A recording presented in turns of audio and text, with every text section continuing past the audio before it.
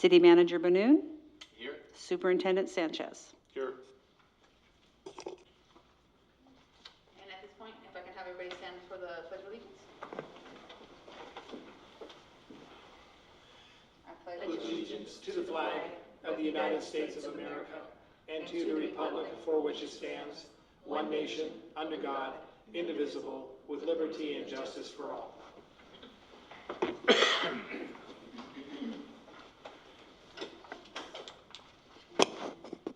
the minutes. Looking for a motion to approve the minutes of January 29th, 1919. So moved. Second? Member Priaso and Member Hannon, second. Thank you.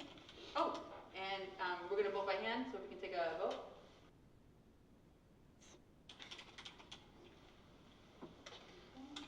Motion passes. We'll move on to old business, and here we have, it's item C1. It's the update on the McGregor playing fields.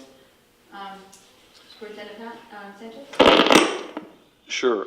Certainly, David Benoon can help me with this. Where we are at this point is we're very close to having it finalized. We're kind of finalizing a few of the articles that we think are too lawyerish, that we need to kind of represent our partnership. And I think that we're going to tweak through those, and we hope to have something ready very soon, and maybe even by our next board meeting, which would be May 2nd. But anything else you would add to that? That's fine. Then just for my clarification, would we approve it at our next city liaison meeting? That would be my recommendation, Okay. Chair, is that the city and the board have a number of months to review the document, and I think it would be in our best interest to take a look at it as a committee, and then make recommendations to our respective boards once we've had an opportunity to review it. So I would recommend that we bring this item back for our next meeting for our review and comment, and then after that meeting, then take it to our respective boards. That would be my motion. Perfect. Do we need a second on that motion? There might be some public comment too. Any public comment on that? McGregor playing field? Then, well, I'll ask for a motion. Motion made. Second. Member Hannon and Member Priaso, second. Perfect, then we'll bring that up at the next meeting. And moving on to new business, yes. Oh, sorry, my apologies, yes. Please, thank you. Again, I apologize for all of my mistakes. If we get, vote by hand. And the motion passes. Thank you. Thank you. We'll move on to new business, and here we have item D1, which is consideration of a request from the public to place earthquake supply staging at school sites from the city for liaison committee discussion and future meeting. I believe Ms. Parks, thank you. Good evening. Probably about 20 years ago when my kids were at Lincoln Elementary, the principal there approached me about volunteering to help clean out those big metal containers on the campus. And they held all of the earthquake supplies. Well, imagine my surprise. I really had never gone in there. And I went, it was taken in there, and there was old cans of chili, bottles of water that I don't even know how old they were, Cheerios that were stale, medical supplies that were outdated. So went through, got rid of everything that was bad. After doing some investigation, we ended up at Lincoln going out and getting donations from the parents, and I purchased with that money earthquake supplies for that campus so that we could at least have something in case there was an earthquake. At the time, it ended up being through an earthquake prep company, and it was like almost rations, you know, Army rations and like Capri Sun water. Then lasted for 5 years. Step away, my kids are older, not really involved, and a current Lincoln parent mentioned this to me last year, that really what's going on with that, you know, everybody doesn't have everything at all the sites, you know, just maybe the city would want to partner up. It was just kind of a conversation we were having. And then Captain Loth from the Newark Police Department posted something on Nextdoor in September. And it brought earlier conversation that I'd had with a Lincoln parent. And I started thinking about it again. I thought, you know what, I'm going to step up to the plate here and come to the liaison committee. I know that you get money from the developers that aren't like developer fee money that can go back into the community. And I really think that if we were to have a natural disaster here, we're very much an island here between the overpasses, freeway. I mean, we're kind of landlocked here. Yes, the Red Cross would eventually get here, but I think that this is something that we need to look at for our community. You know, we don't know where help would be. We don't know how long it would take them to get here. These campuses do the best that they can with the parent volunteering, you know, the $5 per kid or whatever at the beginning of the school year. And there isn't the uniformity in the stocking of the supplies. I just think that if something were to happen here, the natural progression is for the community to go to the schools. It's where there's a large open area, especially if there were like an earthquake type of situation. Just to make sure that, you know, we all have the same supplies, we're able to service the community. And I just wanted to mention that all to you, to at least maybe prompt that discussion with the city and the school district to make sure that we are taking care of the community and the kids at school. So, and I guess I'm being told it's a time limit, so I don't know if you guys have questions or, Do the schools still have the containers? yes, they have the containers there. I mean, my understanding is that, you know, it's kind of a matter of what that site does. I know Kennedy, I believe it was last month on the donation during the school board meeting, they had their PTA had donated like $5,000 towards their earthquake supplies. And I did talk to the principal that night, and she said they figured that would cover about 200 people for 3 days. So. I don't know if we have money that does come from the developers that would be available to do something of the sort. On the face of it, I can't think of anything that would come immediately to my mind about any source of revenue potentially for this from developers. Having said that, there's probably other sources such as federal funds. I'd be happy to vet that out with staff. I would caution about discussing this matter any further, since this is just a request to add it to the agenda, so we can't really go into too much detail about what all this entails. This is just basically a request to add it to a future agenda. So, Thank you. Thank you. But as we add it to a future agenda item, it gives us an opportunity to maybe do some preliminary investigative work in terms of what do the schools currently provide or have available should there be a major disaster. So maybe we can put together some preliminary information, and when this item comes back to us, maybe in our next meeting, maybe staff from both the city and the school district can provide a little bit of background information. And if there is some opportunities to explore revenue opportunities to support that, then that's maybe something that we can discuss at that time as well. So maybe just do some preliminary work between now and then. Sure. Perfect. Thank you, Ms. Parks, for bringing that to our attention. I think you hit the nail on the head. I mean, if there's a major disaster, the schools, the churches, and those open areas are going to be an area where folks are going to congregate, and we as the city and the school district need to make sure that we're providing the necessary resource, whether it be medical, food, whatever the case may be. So thank you so kindly for bringing this issue to our attention. Again, thank you very much. And the next item, D2, I believe it's the new school site, Area 3, and remember, John, you requested this? Yeah, so I understand we have a 7-year time frame with the City of Newark, so I don't know how much time we have left. 6 years and a half or 6 years since they pulled the first permit in the Sanctuary Village.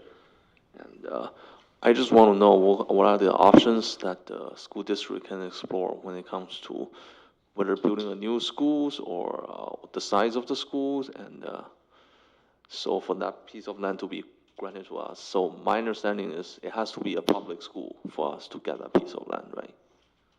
sure, I'd be happy to answer that question. The 7-year window that you're referring to started, I believe, in August of this past year. I don't have the exact date in front of me. Be happy to look into that.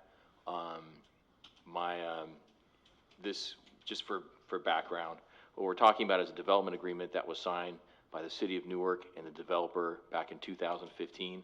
The provision you're referring to basically says that upon the issuance of the first building permit in that area, and again, we're talking about the land on Cherry and Stevenson, once that building permit is triggered, is pulled, it would then trigger the 7-day window, 7-year window, or 200th building permit, whichever is later. And obviously at the rate they're constructing, if anybody's driven over by Stevenson and Cherry, I think it's fair to say, absent some sort of massive regional disaster, that it's likely the 7-year period would be later than the issuance of the 200th building permit. So this period has begun in August, like I indicated, which would mean that you have 7 years from August of 2018 for the school district to go ahead and start construction of a permanent school campus. That excludes portable buildings. Basically means some sort of, when I had a conversation with the city's chief building official this morning in terms of what that means, commencement of construction, and it's more than just grading and moving around some dirt with a little bit of tractor. It'd probably mean execution of some sort of formal contract to construct this school. It would include issuance of notice to proceed, and it would include something more than just kicking around dirt, probably pouring foundation and so on and so forth. If after that 7-year period goes by, the school district does not start construction for a school site there, then the land would revert back to the developer and a payment would be made to the city. That is, in a nutshell, is how that whole provision operates. I can't say that a deed has been placed in escrow by the developer. I know that from my previous life experience, past year. So that is in abeyance, kind of held out there until construction commences. So that's for the title side of it. I'd be happy to answer any questions you have with respect to the triggering of this 7-year window. With respect to the funding sources, maybe something more appropriate for Mr. Sanchez to answer, but I'd be happy to provide the city's input on that issue as well. Yeah, so you talk about the start of the construction. So the definition of the start of construction, like you said, is can't just be digging the dirt around. It needs to be poured, like pouring the foundation, getting the permit. What would be a more precise definition of the start of the construction? The development agreement, unfortunately, does not have a specific definition. I'm just telling you, based off a cursory reading of this in consultation with our chief building official, that's what it would appear. So obviously we have 6.5 years left. So if this thing is going to get built, then the school district needs to start identifying the funding sources and start with that whole kind of process. So. And what is the size of that land? It'd be 6 acres school site. It'd be next to a shared 3-acre park. Mm-hmm. And Superintendent Sanchez, can you talk about the various funding sources that we can explore? Certainly. A couple of the scenarios we've looked at have involved everything from potentially passing a bond, selling current property, consolidating current property, a couple of schools, making that property available for sale. But no decisions have been made. I know the board has been looking at wrestling with declining enrollment and trying to shore up our deficit spending of our budget. But generally speaking, it would either have to be from a bond or sales of property we own currently. I have a question. Mr. Boone, I think just from what I've heard, Member John, is there any specifications in regards to the type of school? Or as long as it's a school? The development agreement does not specify the type of school, it just says a public school. Public school. And Manager, Mr. Banu, my next question will be,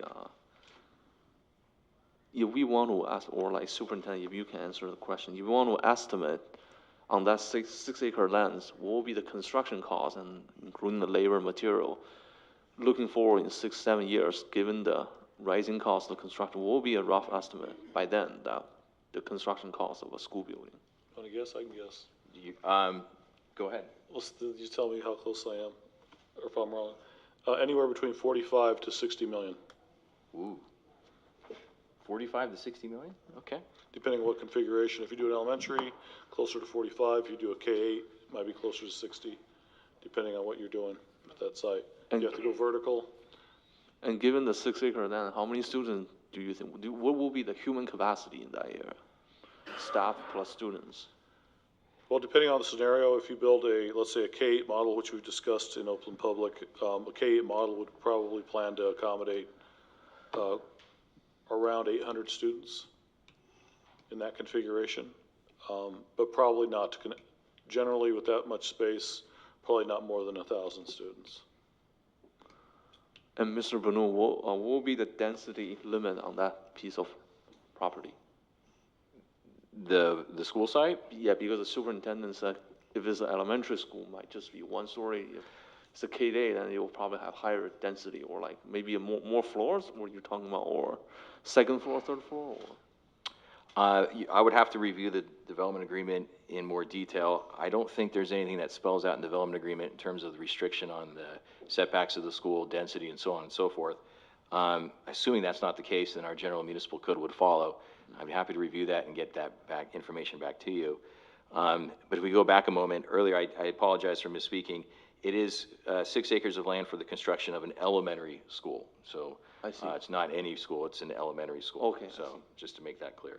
And then in terms of, since my microphone's on, just wanted to bring it up, the developers have been paying school capitals facilities fees.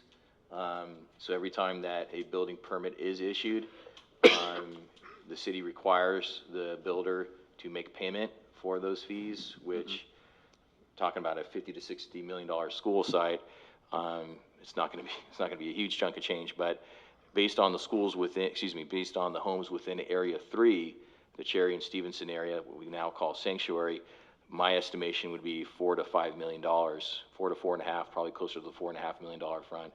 And then there's also obviously been a substantial amount of residential development going on in the past few years, with 1,400 units being built, and then future planned build-outs as well.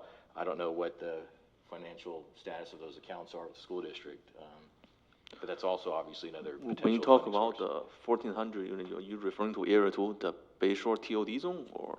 Yeah, I'm talking about 1,400 units built with the Going entire forward? city of Newark in the past Oh, I 4 to see. 5 years, yes. I see. And if I'm not wrong, Councilmember Hannon, you can remind me, so in Area 2, the Bayshore TOD zone, there's probably still another 900 to go, or? I don't think there's 900 to go, but we have several hundred to go in that area. And of course, as you know, we've approved the new park master plan, which calls for quite a number of units in that area as well that we hope to see built in the near future. So I think at the end of the day, I think Mr. Benoon is fairly close in terms of the total number of units that the city has seen increased over the last few years, up to about 2,000, 2,500 or so. Yes, that's a fair assessment. And is there any developer action on Area 4, the one, the other side of the Pacific Track? Any actions or any move on that area? That development is regulated by this development agreement as well. So Oh, there's really? Area 3 and Area 4. The development agreement does authorize up to total, I believe, of 1,200 units, if I'm not mistaken, between those two entities. At some point, the builder will likely submit an application and go forward with that for Area 4, and go through that process. And my suspicion is sooner rather than later. So for that school site, most of the students, I would assume, will come from the eastern side of Cherry, right? I'm sorry? I think for that school, most of the students will be coming from the BGI, BGP, or at least the eastern side of Cherry, right? So speaking of student crossing Cherry Street, that's a pretty big street, and the speed limit is 40 miles, I believe, 45 miles. There probably will be additional school crossing built on that street, or the student will just cross on the traffic lights if coming to the.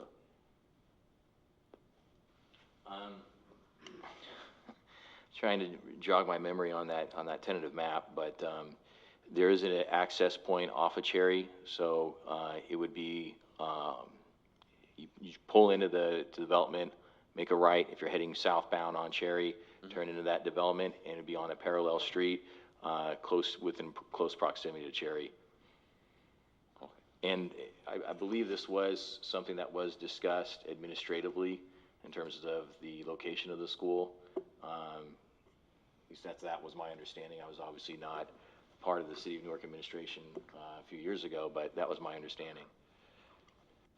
And I think Mr. John is also suggesting there will be undoubtedly a number of students that were going to come from outside the development itself that might necessitate at some point that the city and or the school district looking at crossing guards or something of that nature to make it easier for those kids to get across busy Cherry Street. Yeah. That's what you're suggesting. Yeah.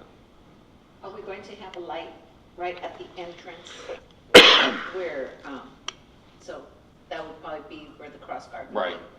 Right, yeah, City already pays for crossing guards at almost all of the elementary schools here in the city.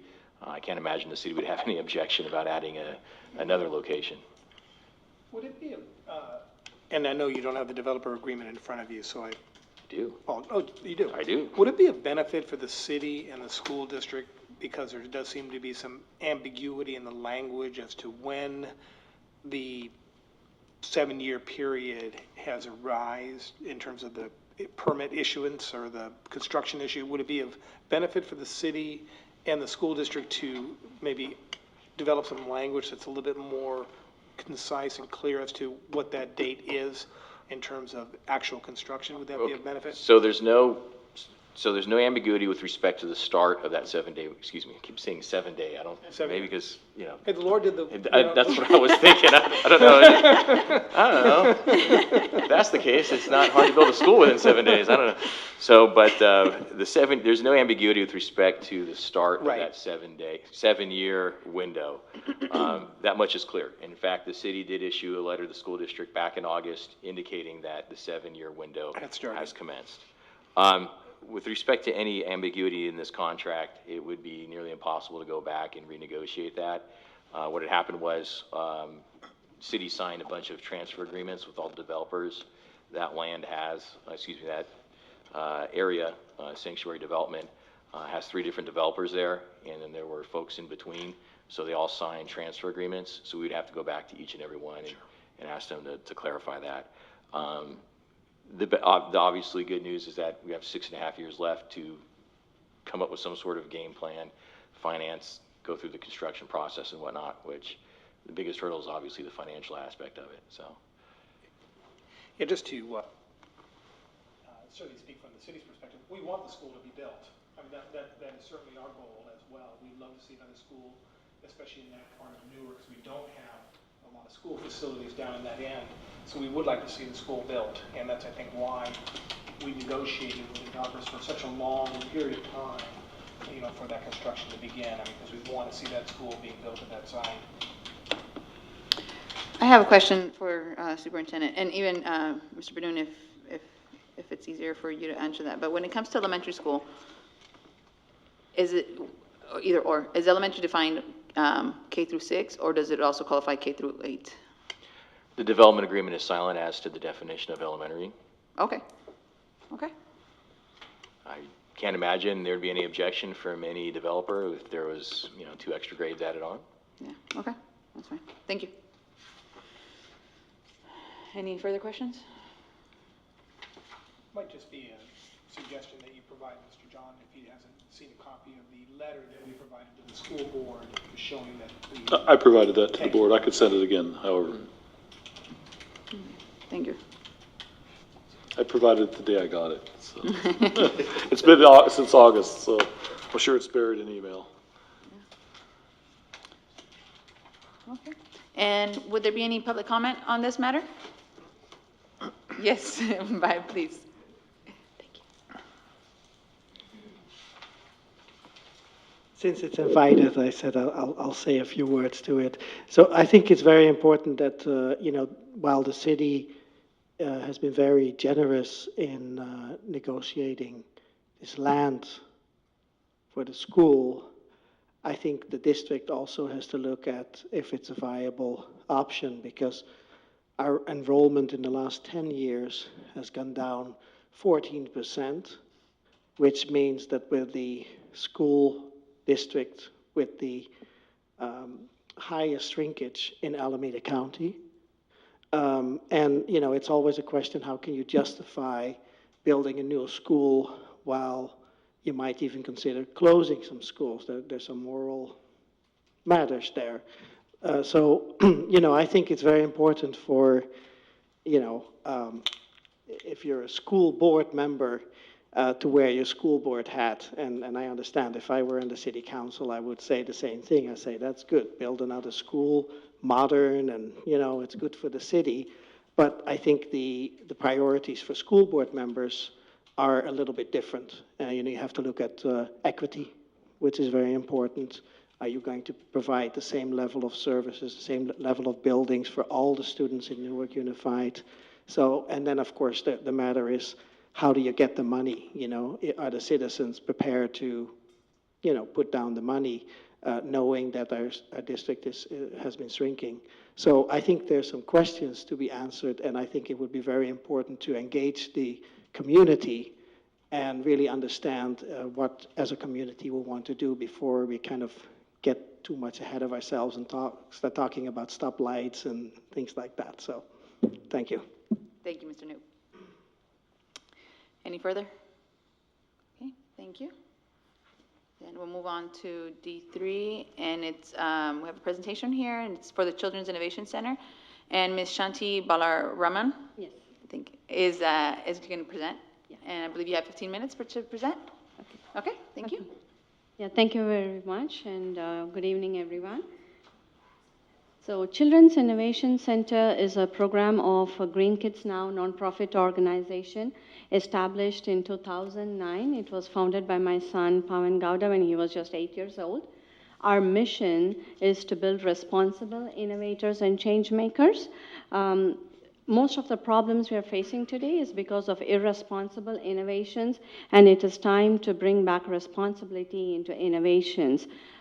Children's Innovation Center is a place where children can learn how to design human-centric solutions using the methodologies from the next wave of innovation.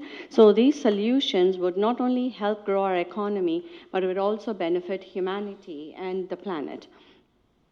So our programs are structured in such a way that through the programs and activities, we show the connections between what they're doing, what they're learning, and the real world. So as kids go through these activities several times, they are able to identify their own strengths and also their passion, and they gain a lot of skills and knowledge, so they are able to pursue their ideas and be confident to reach for their star, whether it is STEM or non-STEM. I want to emphasize that because kids have different strengths, and we need to help build their own strengths and not try to mold them into something else. So I'd like to quote Steve Jobs. He said that it doesn't make sense to hire smart people and then tell them what to do. We want to hire smart people and so they could tell us what to do, right? So to be able to produce that kind of smart people, what do we need? We need out-of-the-box thinkers. We need people, kids, to be able to handle open-ended situations. And our current school system is not encouraging that. So I want to give an example. I thought Mayor Nagy would be here, but he's not here. So he retired from SRI, so I thought of bringing an SRI example here.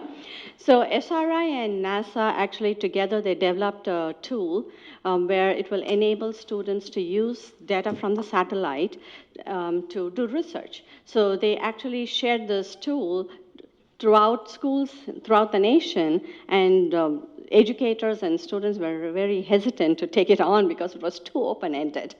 Okay, so there is a fear to take on anything that is open-ended because at school, it's like teachers are given step by step what to do. So if we are constantly doing, giving them instructions, how are they ever going to, take on open-ended situations? So out-of-the-box thinking and, disruptive thinking can be practiced. So I was looking through how can we enable this out-of-the-box thinking and give them the confidence to take any open-ended situation.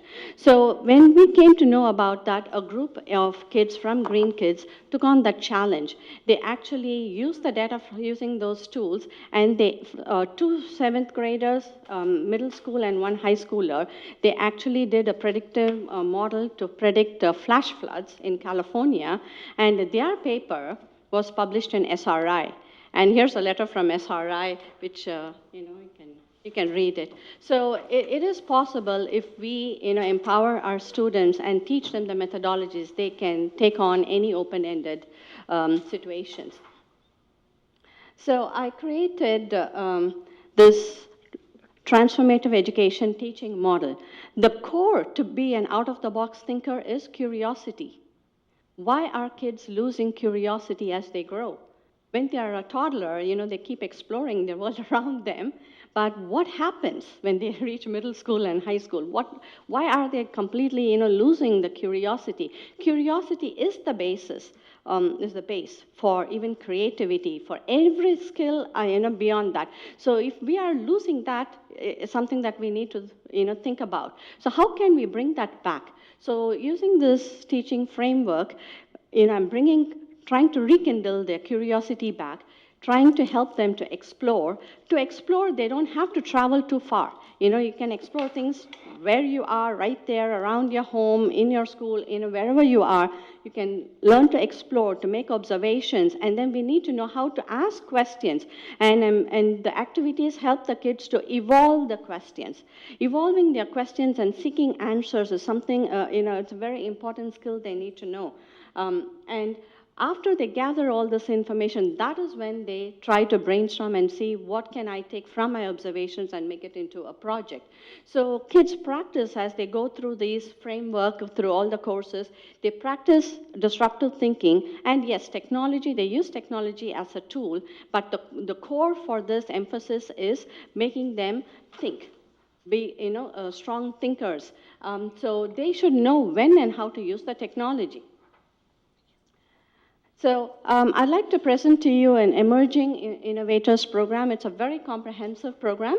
So the STEAM Foundational, there are 3 phases in this. So the STEAM Foundational courses phase, what they're learning here is, they learn to explore, make observation, ask questions, and then they have to articulate their findings back. In the digital storytelling portion, they articulate it through an animation. Yes, they learn the software, again, to do that simultaneously. They're learning the technology, but again, the emphasis is on thinking and developing their core soft skills. In the analytical writing section, we teach them 3 types of analysis: rhetorical analysis, process analysis, and causal analysis, and they use those reasoning for their questioning, and they're able to write a blog, communicate their research findings in the form of a blog. In public speaking, yes, they learn the public speaking best practices, but they have to present their research findings in the form of a persuasive speech. So the core, the base for the foundation skills, what we are trying to build here is to explore, to make observations, to make deeper observations, ask questions, find answers, and then articulate your findings in all these various forms. Once they get that foundation skill, that is when we can teach them newer methodologies. In the next phase, the STEM Plus phase, we teach the methodologies from the next wave of innovation, and the students apply that to make observations, and they extract science principles and engineering principles from the observations they make. In essence, they are finding new science and engineering. They are not just memorizing somebody else's findings. We are teaching them how to find new science and engineering concepts. So using these strategies that they have extracted, they put that together in a human-centric solution for an issue that they want to solve, and they write detailed research article. This research article will be published by Children's Innovation Center, and it can also be shared in your college application. So what is this next wave of innovation I keep talking about, right? So if we map the technological advances and the economic history over time, right from the beginning of Industrial Revolution, we can find some patterns. So this pattern was first explained by Nikolai Kondratyev, a Russian economist. In 1960, he was able to explain these patterns. So if you see these patterns, each larger wave lasts for a period of 50 to 60 years. And these larger waves, follows transformative technologies only. So you can see that, we can see that the current wave we are in is the fifth wave. Okay, so there's been only 5 such waves since the beginning of Industrial Revolution. And we are now heading to the end of the fifth wave. So I want to point out here is when a wave ends, that doesn't mean that that technology or invention is going obsolete. Okay, so it just means that when we get new knowledge, it improvises the past. So we are seeing, the economists are already seeing a pattern. There's an emergence of the next wave. So the 6th Kondratyev wave is already begun. So where is this new knowledge coming from? What is this technology that is going to transform for the next 50, 60 years? That is biomimicry. So biomimicry, you would hear other terms as biomimetics, nature-inspired innovations. So, but the main term is biomimicry. So, Mr. Zhang, when I met you at the resource fair, he said that the next wave, he predicted it would be AI and machine learning. I want to let you know that AI has been there since 1950s. So even AI is going to be improvised using biomimicry, and I am going to show you some examples on that. So, we've heard in our jobs, right, don't waste time reinventing the wheel, right? So pretty much everybody in their job will say, don't waste time reinventing the wheel, move forward. But it is time to even reinvent the wheel. So Audi has applied biomimicry to reinvent their flywheel. So it is important that everything that humans have ever made, biomimicry is going to make it better. Okay, so you can see that companies are adopting biomimicry in the transportation industry here, for the manufacturing process to the design. Biomimicry can be applied across, and it actually applies to all industry sectors. So because of the AI, Mr. Zhang, I put the biomimicry and how swarm intelligence is going to change biomimicry, AI. So swarm intelligence is just one concept of biomimicry, okay? So it is changing how information technology is being used. So right from cloud computing to how we share data, how we store data, how we make decisions. So all of these things are completely being changed. There are so many protocols and algorithms already started, they've been writing using swarm intelligence. So we are going to have a swarm of robots. We are going to have swarm of drones, right? So we can't keep controlling each and every one of it. So we need to know these swarms of robots and drones, they need to know how to work together seamlessly like a real-life swarm.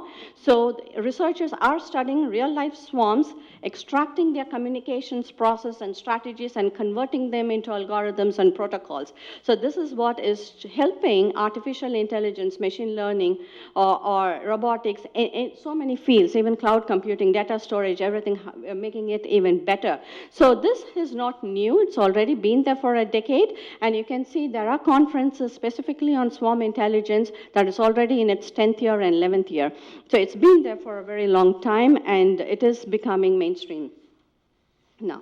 So I want to point this number, which I thought it would be very, it will help convey my message very well. So there is another concept called circular economy that stems from whole system design thinking of biomimicry. Even our economic model is changing from our previous economic model into circular economy. And Google Cloud and SAP together, they have partnered, and this is what they predict. In 2030, circular economy is going to reach $4.5 trillion, okay, in US alone. In Europe, it is going to become 1.8 trillion pounds market just for the circular economy portion of biomimicry alone. So they are, this is a site, Circular Economy 2030, you can search it out. They are asking for ideas. And here, for these ideas, when you're submitting design ideas, it's not small ideas they're looking for. They're looking for $4.5 trillion ideas. Our generation and our next generation, are we really capable of designing such ideas? We need to teach kids to think big, not to just take on small projects. When they're learning to think, we need to teach them to think big and create ideal solutions, because that is what the world needs. So there is a dire need for human-centric solutions across all industry verticals, and I've just named only a few here. So we need big bets. We need to design big. We need to change all these sectors and make it more efficient. And we need to prepare our kids so that they can be the change they wish to see in this world. We need to prepare our students for tomorrow, not just for today's market. So I want you guys to please help me. How can we bring this Emerging Innovators program to NOAC Unified? Okay, so I'm ready to take any questions. Thank you. Any questions? Just thank you very much for the presentation. I appreciate your enthusiasm, and I appreciate the fact that you're thinking beyond tomorrow, beyond next year. You're thinking down the road, because as you saw just from the cycles how fast technology is moving, where things took decades to progress, things are happening at a much faster pace today, and we either get on that train and get moving, or we're going to be catching up with someone else's technology. So I like the fact that you're thinking, how do we get our kids motivated to think like that? And I think a lot of our kids are motivated to do that. I mean, I see that with my grandkids, how they are so much more advanced, even on technology, than most folks that are in their 20s, because kids are curious and they want to learn. So I think your presentation was outstanding. Thank you. Thank you. Yeah, the curiosity, when they are younger, the curiosity is more, but as they grow, it seems to diminish. So that is something that in education system we need to really rethink and see how can we constantly rekindle their curiosity. And not wanting to speak for the school district and the school board, but I know that there's been a real emphasis here over the last few years when it comes to science and technology. So I'm certain that that is certainly some of the areas that they focus on with the kids, especially at the younger ages, to try to get them interested in science and technology, and let them be more of the thinkers and the processors versus simply followers. I can't speak for the school district, but I see that and I hear that from the kids, that I come into contact with on a regular basis. The Emerging Innovators program that I proposed is mainly for middle and high school students, because we go really in depth into applying those strategies, and the kids should be able to learn at elementary level. It's kind of difficult for them to apply all those things. So middle and high school is what it is appropriate age. So they can really write research and create these advanced solutions. Perfect. No, again, I also just wanted to thank you and as well say thank you for all the information, because it is with the steps going that we need to, where we're going, our future, it's definitely, it's in, like you said, it's in there, and we do need to have our students ready for the world that we're all going to be facing soon, and we need to make sure that we're all prepared, and especially our young students. So thank you very much for this presentation. I did have a question. With this program that you would like to be implemented in our schools, is this something that you yourself do you want to be part of the program, or do you want to teach the staff that's needed to be able to implement this program? So over these years, we've been teaching this even for professionals. When this course is being taught to professionals, it's called Rethinking Design Strategies. So this is something that I'd like to share as well. We've taught at the American Association of Advancement of Science to professionals. So the thing is, school teachers don't have the skill set. So to really teach this, which I have observed, before I could quit my corporate job, I was really seeing if I could give these curriculum to school teachers. And the thing is, we need professionals like me, who could really have the experience, because we do a lot of connections with the real world. and you need to be out in the real world to be able to discuss those connections. So we have parents who want to do this. So ideally, this program must be an after-school program only. It won't disrupt as an after-school enrichment program taught by the professionals. Okay, thank you. If I may add just a few things, we've spent some time together before, and I appreciate a little different presentation from what we discussed before, but I can tell you that we are moving in this direction in the district. We've been implementing and rolling out a STEAM initiative, which is a better way to stay STEAM is really this concept of applied academics. But we do believe that we have to start developmentally with all grades. We have to serve all grades. We are seeing more movement towards makerspace. And I think when I say applied academics, I really mean students learning with hands-on activities where they're applying concepts of math, algebra, language arts, social studies, all core areas into a project that is meaningful to them. I think that's the piece that's really critical with how we are looking at the pedagogical side of the brain and being able to get them to apply their learning into a real-world setting. And I think that's one of the things we've been working on. I think that's going to bear fruit. I would tell you that the translation into education language is project-based learning. It's called the 4 C's, critical thinking, creativity, collaboration, communication. Those are really key things, and most of our companies here in the Silicon Valley are looking for employees who have those traits, and they'll train the rest. But I was going to recommend a movie for everyone to look at. It's called 2 Million Minutes. It's a documentary, and what it does is it looks at, it contrasts 2 million minutes as approximately how much time you spend in high school. But it contrasts high school, I believe, in India, high school in Japan, and high school in the United States. And we know Japan and India outperform American students in many ways, except for one, which is innovation and creativity.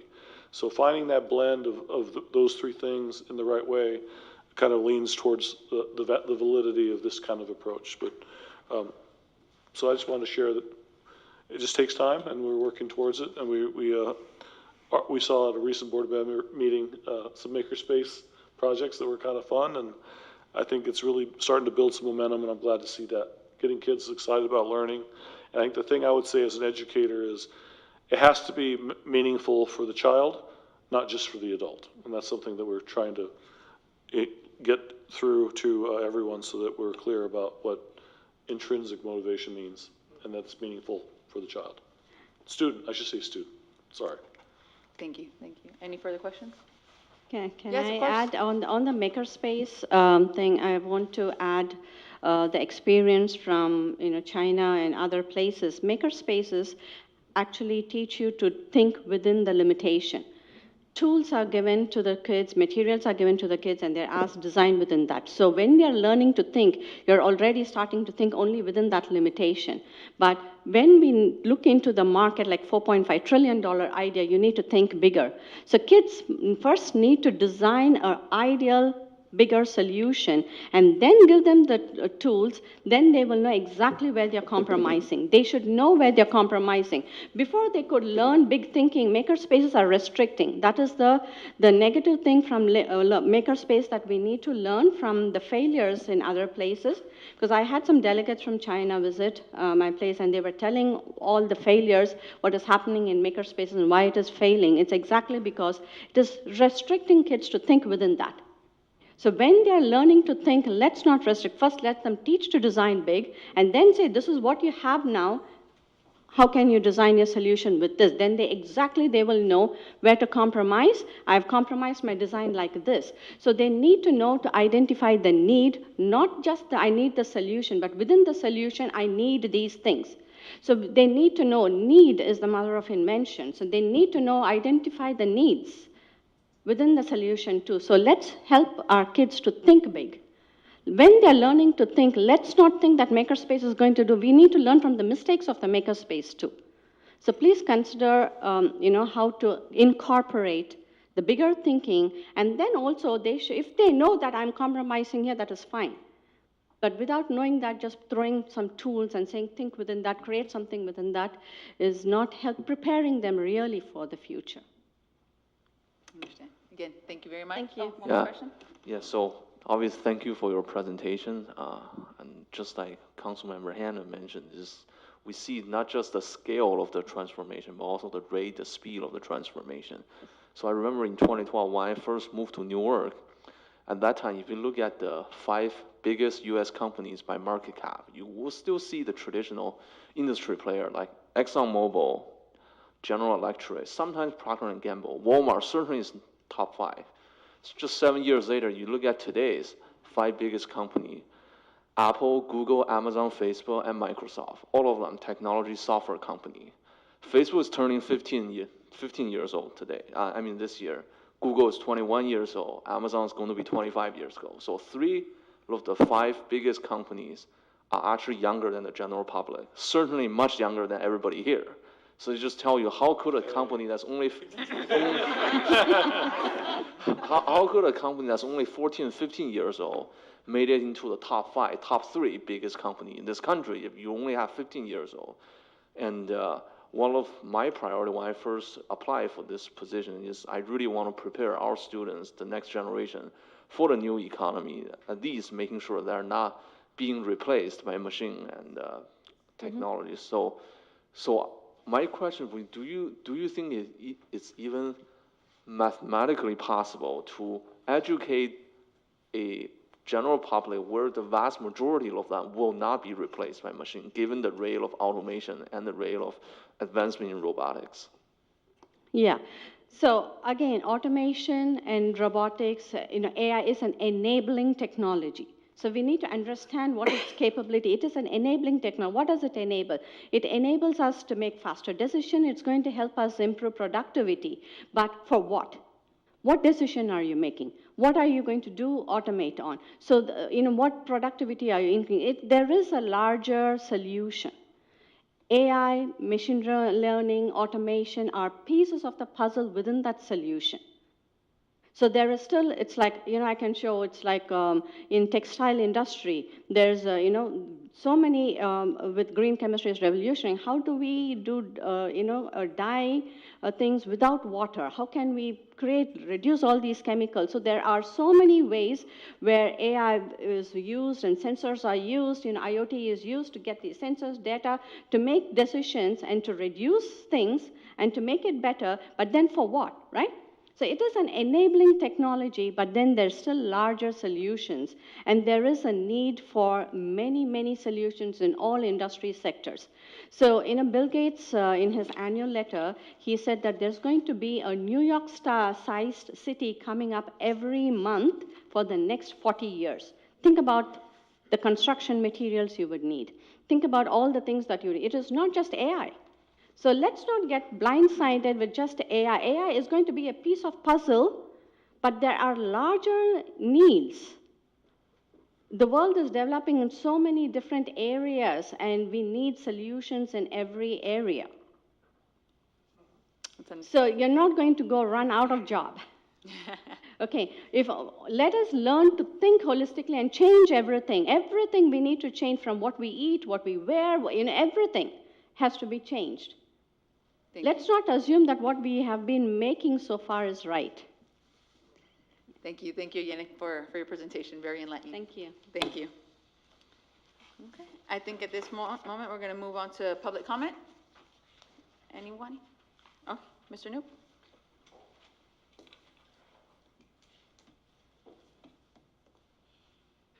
Hi, I just want to say a few words about, I'm not sure if the liaison committee has a bylaws or if it's even was necessary to have a bylaws, but I think it's extremely important to make sure that your agenda covers what is relevant to the committee.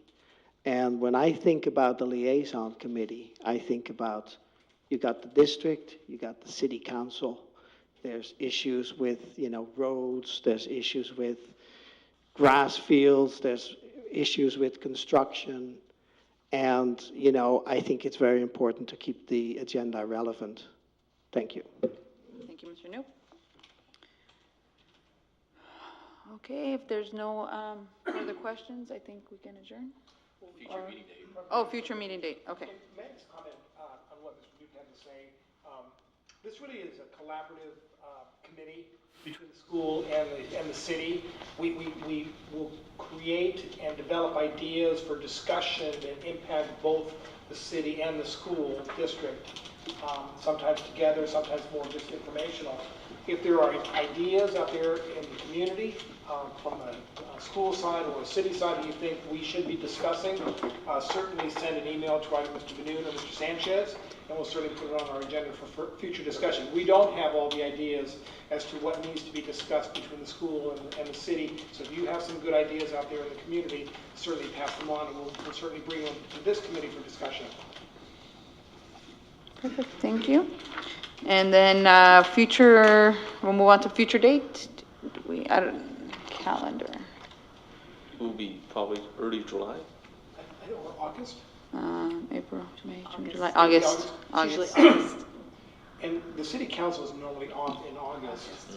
So Okay. may I make a recommendation, maybe you look at the first week of September? Okay, Does that make sense? is that, Okay. okay with everybody? Yeah, that sounds good. And we are meeting, I think, on, what is today, Monday? Monday. September 2nd. Would that be Labor Day? Labor Day. Monday 2nd would be Labor Day. So maybe for the 9th? The 9th, okay. Does that work? And what we have traditionally done, Madam Chair, is we don't necessarily need to get all the agenda items tonight, for example. What we've typically done historically in the past is if any member of the board has an item for the agenda, we try to get it to our respective organizations within, let's say, 15 days prior to the meeting, so they have enough time to kind of pull together some information. So if I may suggest that maybe by the middle of August, or that I would be forwarded to Mr. Sanchez or Mr. Benoon for discussion. Perfect. Sounds great, thank you. Unless we have something now that we'd like to put on. Well, it looks like one of the carryover items will be the McGregor Fields agreement. Correct. That will be on the next agenda. And it also sounds like we're going to be bringing back the earthquake supply for discussion. And I think staff's going to take some preliminary review of that item. Correct. So those seem to be I'd two like to items. put on the calendar for September, Census. the census, and also the cultural, bringing some kind of a cultural presentation, whether it be ballet or, so I just met somebody that, they do flamingo dancing, and they said they'd be willing to put on a show for our students, whether that be like at the high school where kids could be transported, or maybe in the cafeteria. I want to discuss it further.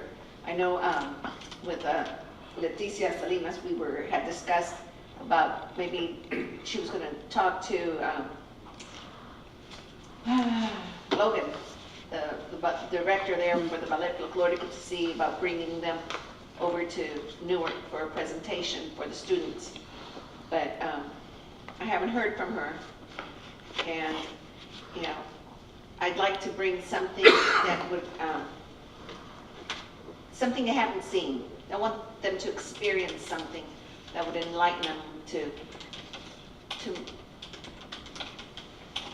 feel that they want it more, you know, So would this, learn more. Vice Mayor, would this be then more of a discussion on if there are artistic or some other activities, what's the mechanism to bring those forward so that kids can either participate or No, put on a performance? It'd be a performance for the children to see. Okay. So it'd be a performance for them to see. And if we could bring several performances, that would be even better. I like that idea. We could talk offline. I have some ideas too. Okay. Anything additional at this moment? And then the location of that meeting, I assume would be City Hall since we're rotating. Correct. As long as the elevator's working. We're on day 6 right now. Tomorrow will be day Vice 7. Mayor Koyazu, you mentioned the census. What is the population? Not to go there. The census that's going to be taking part, and we want to educate the parents so that they feel comfortable participating, because we want everybody to come.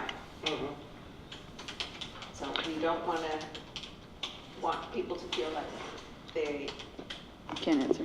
can't answer particular questions. My recommendation would be to add that to the agenda for the next meeting. The census is being taken in spring of 2020.